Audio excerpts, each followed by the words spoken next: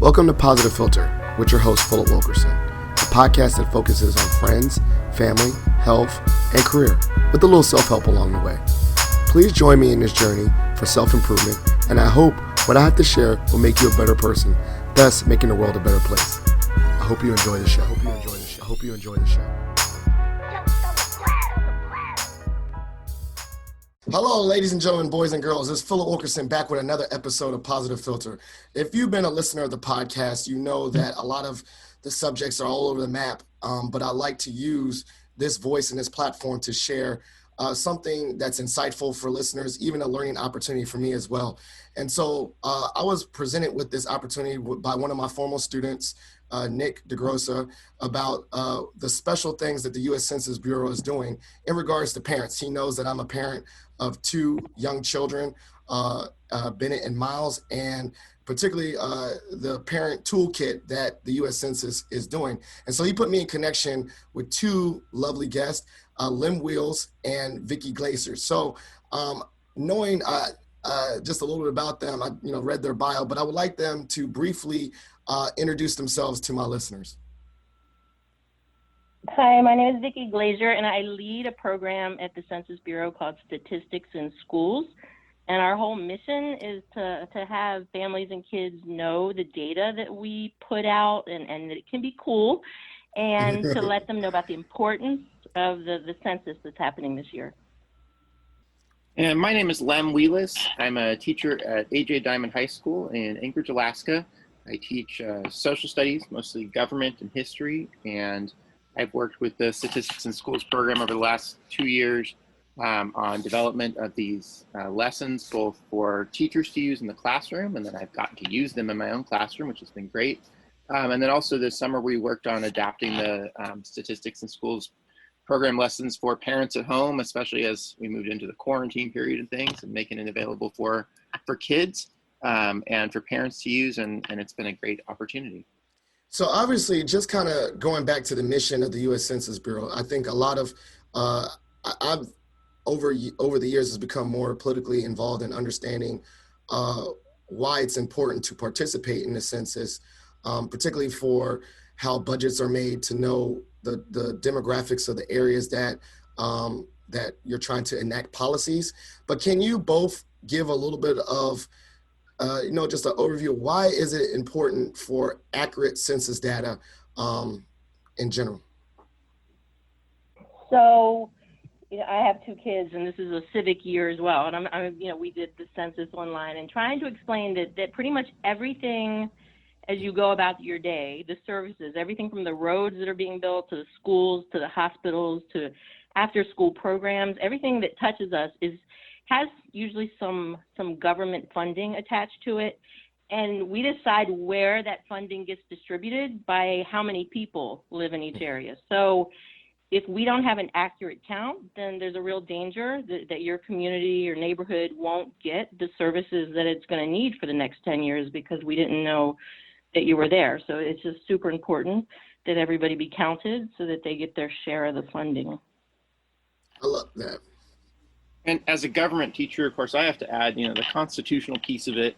The Constitution requires us to have a census, but it requires it for a specific purpose, and that's to, determine representation in Congress. The more people you have living in your state, the more representatives you get.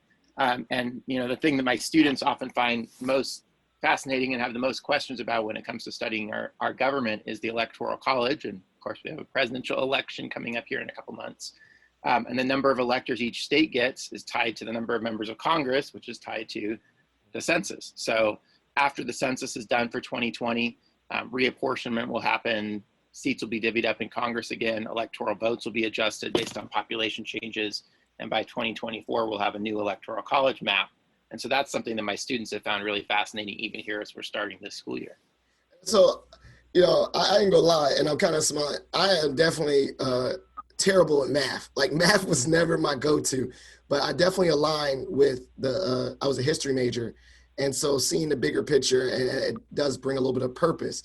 How do you, particularly you, Mr. Wheeles, how do you particularly connect numbers to students that really, just generally say math?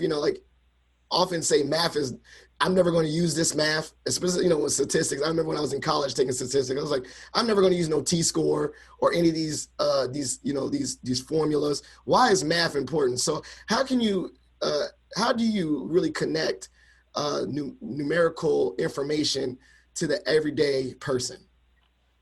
Well, Philip, I think it comes down to what is the practical application of this to my life, right? I have a 15-year-old daughter, and she, doesn't want anything to do with her math class.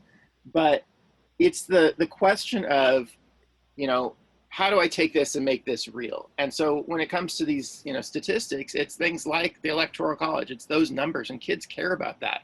They want to dig into the data. They want to see, let's look at the numbers from the election. What were the vote totals? What were the electoral votes? Why don't those things seem to line up? How does that all play out? That's taking numbers and math and making it practical. Obviously I'm not a math teacher, I'm a social studies guy, but at the same time, we can dig into census data and we can see, what racial changes there have been in the United States from the 1790 census all the way to the, 2020 census. We can look at, income levels, and the Census Bureau has all kinds of great information and searchable maps where you can dig right down into the city, neighborhood, census district level and see what different parts of your community have as far as average income or common educational attainment, anything like that. It's just very practical, very useful information and things that often students want to know anyway. I love that. And Nikki, go back. I mean, I know you've done many, you worked extensively in, or not extensively, but extensively in the U.S. Census Bureau. Can you go back to the origin or formation of this partnership with you and Mr. Wheeles? And I mean, he's all the way in Alaska. How did this come about? Sure. And I just want to backtrack a little bit with my passion is actually kind of letting know that statistics is not a bad word. Like, I have a son and daughter, and they hate it. So my son will be the first one to come talk about the Washington team and what football. Like, he waits for football season. And my daughter wants to talk about her Fitbit steps. And that's what I'm always like, these easy things that we have every day. Like, that is my passion for the little kids. Like, we can tell you how many amusement parks are in your state, how that's changed, how many video stores or dentist offices. Like, we try to find things that for all levels from kindergarten to 12, but especially I have a affinity for the elementary. Like, there's fun facts that we put out. I just really, if I could get out to people that we have cool things for all grade levels, videos and virtual games, and just check it out. But in terms of trying to work with teachers and have them use our materials in the classroom, we knew that we would have to work with teachers so that we had that credibility. We have, the experts on all these high-level topics at the Census Bureau, but we really needed that teacher touch so that it would be helpful in the classroom.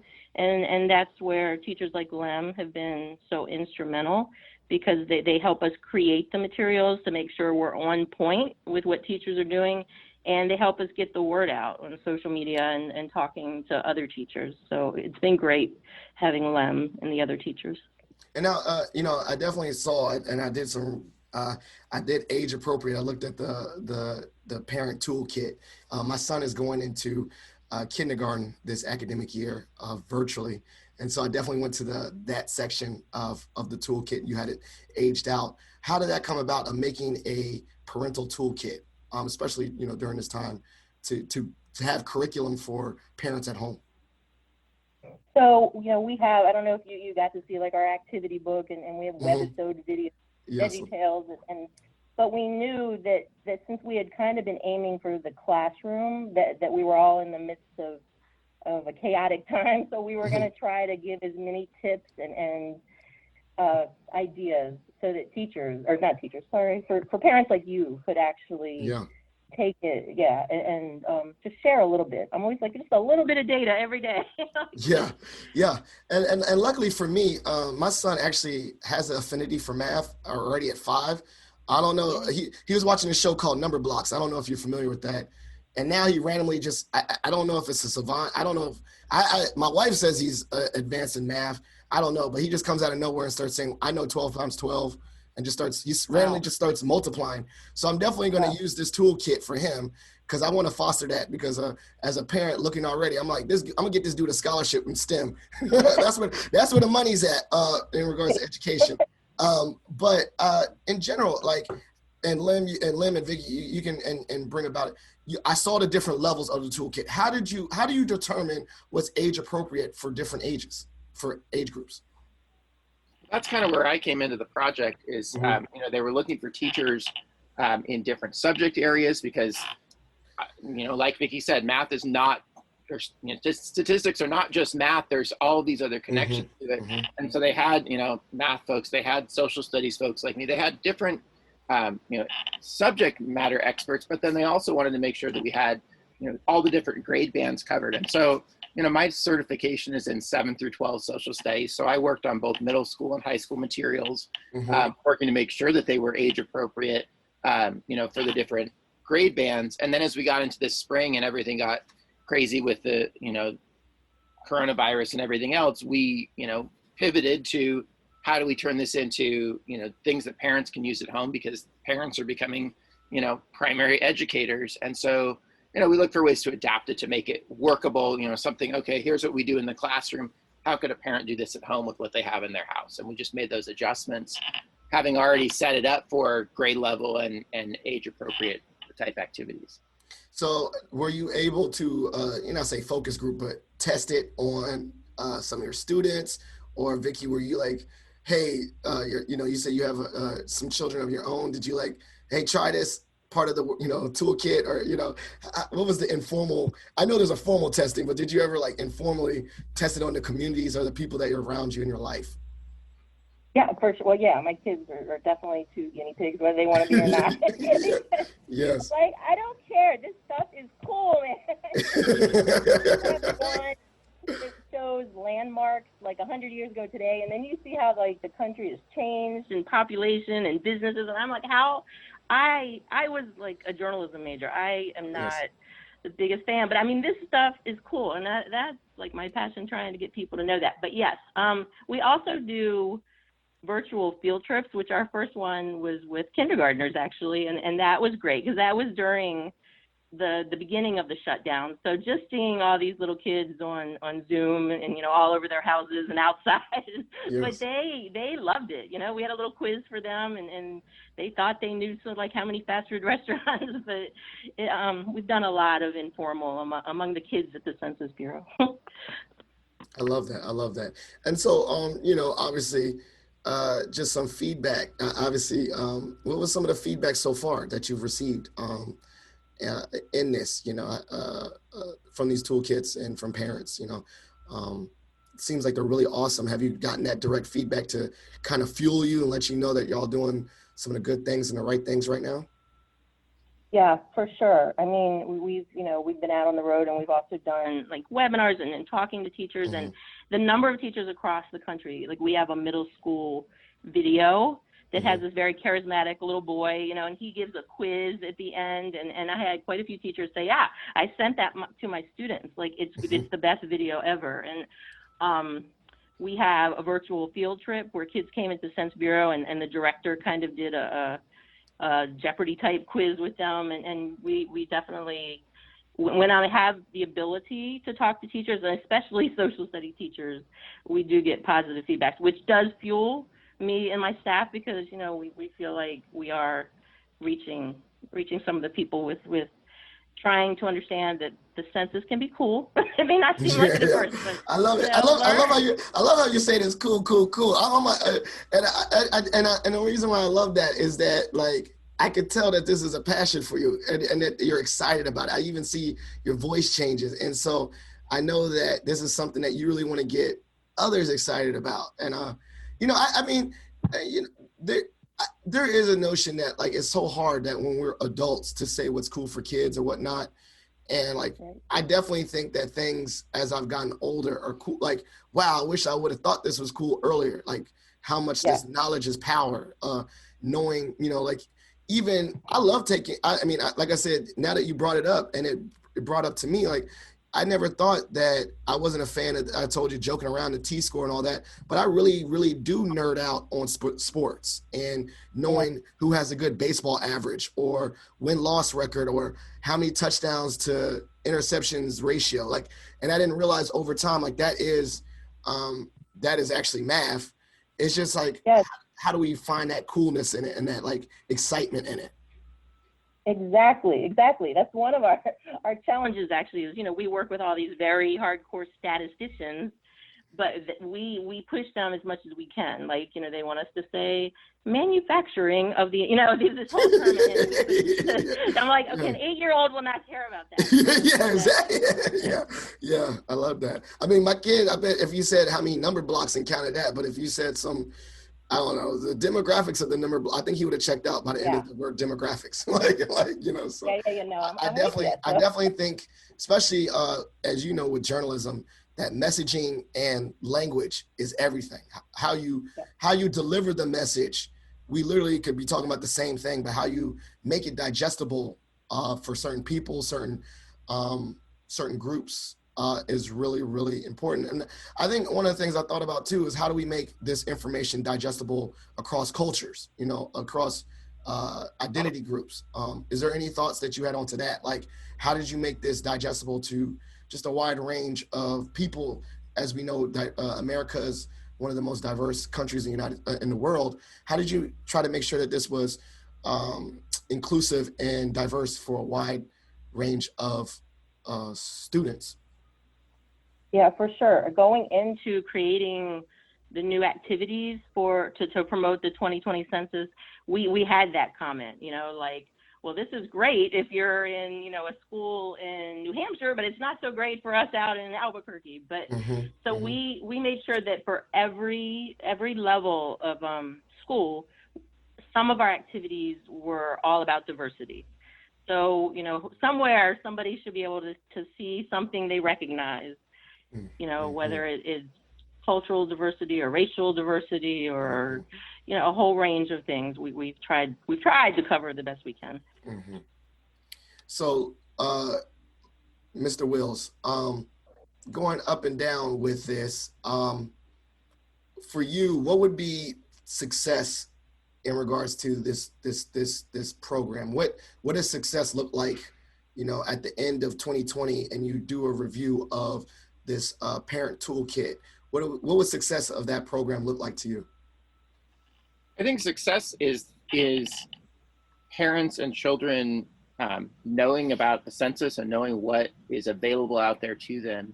And, for me as a teacher, the thing that has stuck with me, one of the first lessons that I used with my students almost a year ago now, I was working through some census data with them, looking at reapportionment in Congress. And then we were kind of closing out the activity, talking about why the census is important to them as high school seniors. And this young man said, my family's not going to do this. My dad's a real, anti-government, you can't ask me those questions kind of guy. Yeah. But I'm 18. Can I do the census? I said, well, yeah. And so he was going to do the census for his family when it was time, because his parents wouldn't. And that's pretty powerful to me for students to recognize that. Every lesson that we had for teachers to use had a home extension piece. Go home and share this with your family in some way. And so as we move to the parent toolkit, same thing, here, now we're really getting it into homes and people are really looking at it. And I hope that people are doing the census with their kids. We sat down as a family, this spring and did our census online with, our 2 daughters. And when it was time for them to, to do the information on them, that part of it, like they filled out their own part of the census.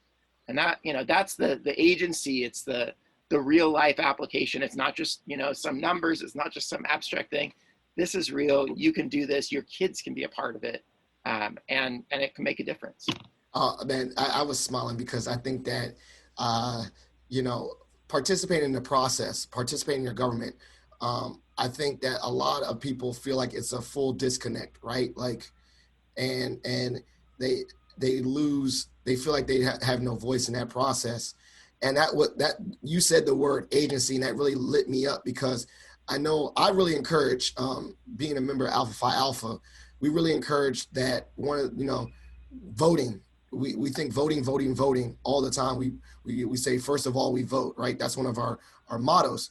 But you brought up a very important process as well. And I think that process, not only vote, but also participate in the census, or show up at, town hall meetings, or, participate in government, because I think you said it earlier that the census is dictating not only just, we think only so far away of our elected officials, but we don't think about the roads or the schools, or is it to the meal plans? I don't know, just down to the weeds.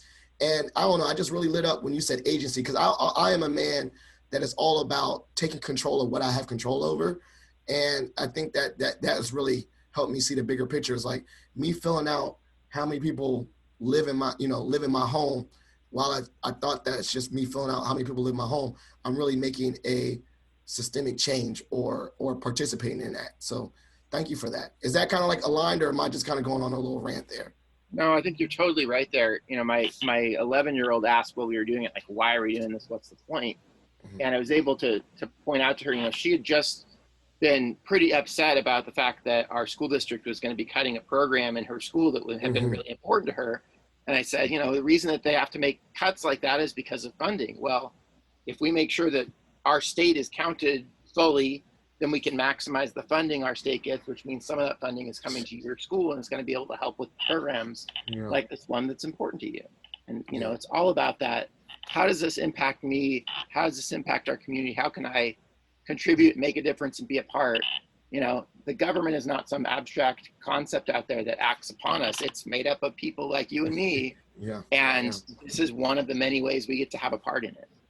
So just for the, and hopefully this doesn't sound like a, one of those questions like, you should have known this, read the book. But you just said it. How easy is it for people to participate in this, the census? And just like, obviously, like the Census 101, for the listeners out there that maybe not so politically savvy or whatever, what can they do to get to participate? Well, it's really as simple as, can you use the internet? Yeah. Can you click on things on a website? Because this year the census is online, and you can do it completely on, census.gov, and go through and provide all your information that way. And it's really a simple process. Like I said, I did it with my kids, who are, they were 11 and 14 at the time. And, we were able to walk through it, no problem. I think I could have done it with a kindergartner, and I would have read the questions and said, okay, here's the answers. Click your things here. And it really is, simple and intuitive, and doesn't take, more than 10, 15 minutes max for a family to do it. And there's also other opportunities, right? Mail-in and phone, correct? Or is that incorrect? Yep. And if you don't complete it, the census workers will come around and do their canvassing in person as well. Yeah, I appreciate that. And so Vicky, Vicky, going back, I think you had something to add. Yeah, just what you said before was beautiful, but I did just want to add the census takers are out now. We're trying to wrap up by the end of September. So, to minimize that possibility of a census taker visiting your home, just, go to 2020census.gov or call the number and get it done. And, census takers are out. So just to add a layer, not say urgency, but just some firmness. So when do people really need to get their information in for this year? So now, it started in the spring, and it's been going on all summer, and households should have received, the reminder postcards and letters. So now is the time to do it. And so I'm gonna make sure this episode is released, right soon as possible, because I want to make sure that the listeners are aware of this program. So I'm gonna expedite this and really get this out, because as I said earlier, one of the things I love about my podcast and my little small voice is that I'm trying to enact positive change in my community. And I want this podcast to not only be, I'm learning some things, but also want to be opportunity for others that listen to learn. I think we have 10 more minutes, and thinking about, because you have very busy days. like if I was doing like a little, like a panel, and I say, what's one gem, like one really strong point you want to the listeners to know? I'm gonna give you both an opportunity to share that, please. Ooh, I need to think about this. Just that I swear to you, statistics are cool, and that it's really important to answer that census for the future of your community. I love it. And Mr. Wheeles? We only get the opportunity to participate in the census once every 10 years. And that information is going to impact funding and what happens in our communities for 10 years. So let's take our opportunity. Let's do that now. Let's be counted. And then we can continue to explore what all of that means for us in the 10 years between now and the 2030 census. I love it. And it's funny. I was about to say that too. I think I'm going to rename the episode called "Let's Get Counted" or "Let's Be Counted," because that sounds kind of cool. That sounds like a cool title. I mean, I kind of randomly make up titles, and so I'm going to do what I usually do a little segment on my show called "Shot for Shot," where I get to ask anyone a random question, fun question. And so since we have two guests, I would like you guys to ask a question to both the other guests. So for instance, if I say, what's your favorite sports team? Mr. Wheeles will answer, Ms. Glasier will answer. So who wants to go first with this random shot for shot? And make sure, it's fun. We ask the question or we answer the question? You get to ask one or both of the other people. Okay. Yeah, I will like to know. I mean, I'm not stealing, I'll go again, but I would like to know your favorite sports team. Oh, me? Okay, unfortunately, it used to be, and I say used to be, the Washington Sports Football Club. I would say, I call them the football club, Washington FC or whatever. But more and more, I'm getting pulled away from it, and I'm going to really actually show love to the GMU basketball team and just GMU sports in general.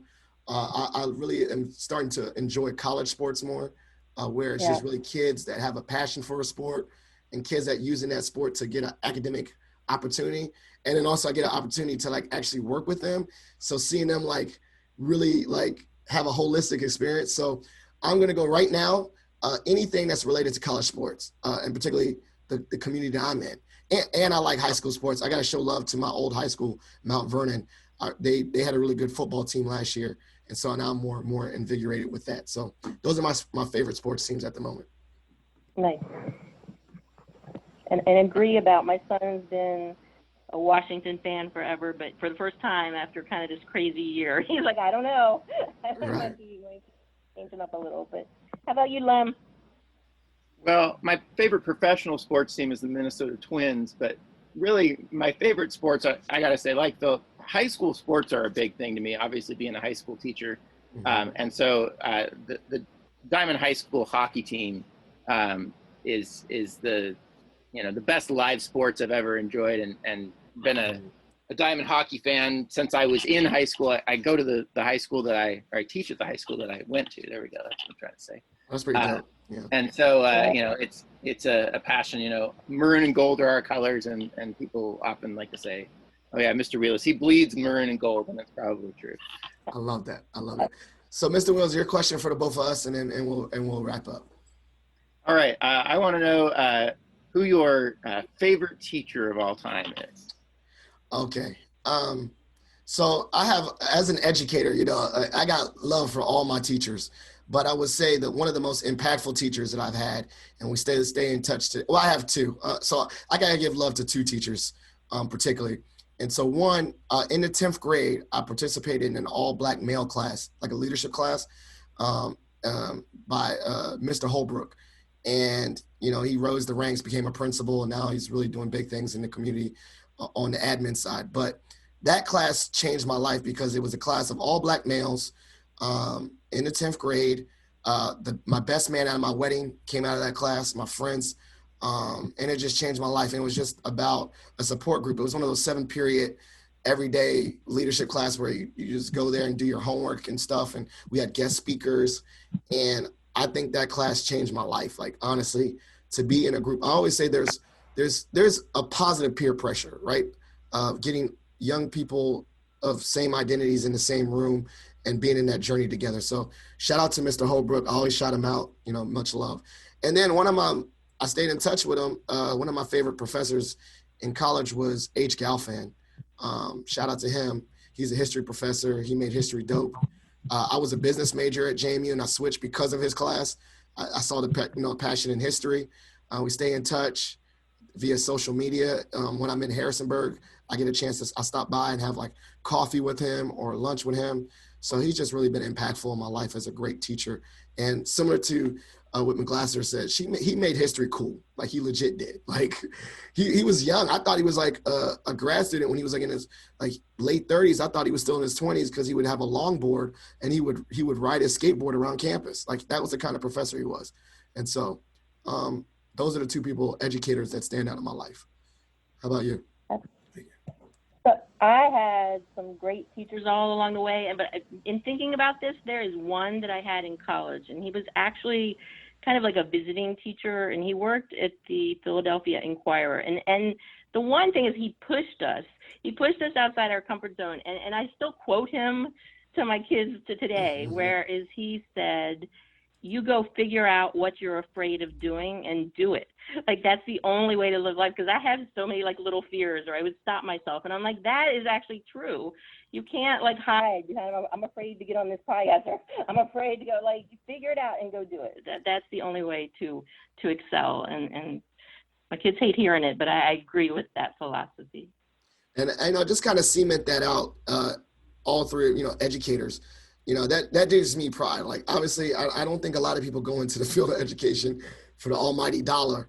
It's to have an impact on people and impact their minds. And like, that's one of the biggest things. Like, I think I've attached my identity to being an educator and helping other people through knowledge.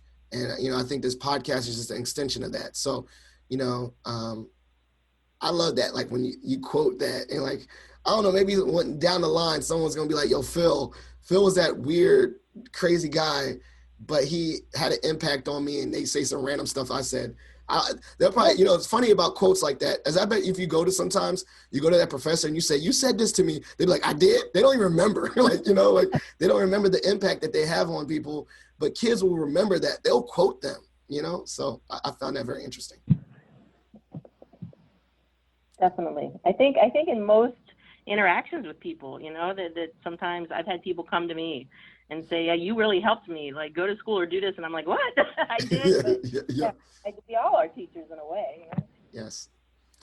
So thank you so much. This is the last segment of my show. I know we want to respect your time. I call this part shout outs and plugs. Shout outs mean show love to anyone you want to shout out. And then plugs. Plugs will be such as the links, like anything where the listeners, you want them to follow up with you or follow up with the websites that you're listed, so that I can put them in the show notes so that they can go to them. So the stage is set for both of you guys, just shout outs and plugs. Okay, my shout out always will be to my two children, Sean and Aaron, and my plug is census.gov/schools, where you can find those cool facts that I've been talking about. Excellent. And I'll give a shout out to my lovely wife, Lindsay, and my daughters, Cicely and Ella, and then all of my students at Dimond High School in Anchorage, Alaska. And again, that's census.gov/schools. I want to just keep plugging that one. Excellent. Thank you so much. So all the listeners, you heard it here. Make sure you fill out your census as soon as possible, as well as if the parents test out those toolkits, download them for the different age groups that is appropriate in your home, test them out, maybe send me some notes and say how that worked. I'm going to test out. I'm going to become a mad scientist myself and test out some of these toolkits, some of these kits on my son, Bennett, who's a math genius, but I'm going to really get him to have a love for this with some fun numbers and games and things like that. So please follow up with the resources that were shared today.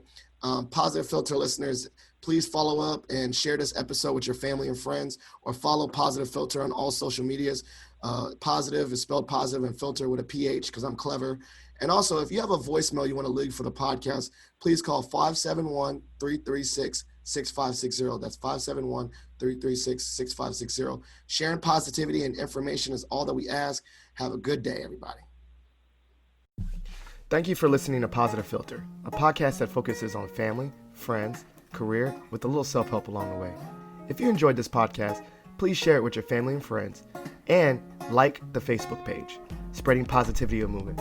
Thanks for listening.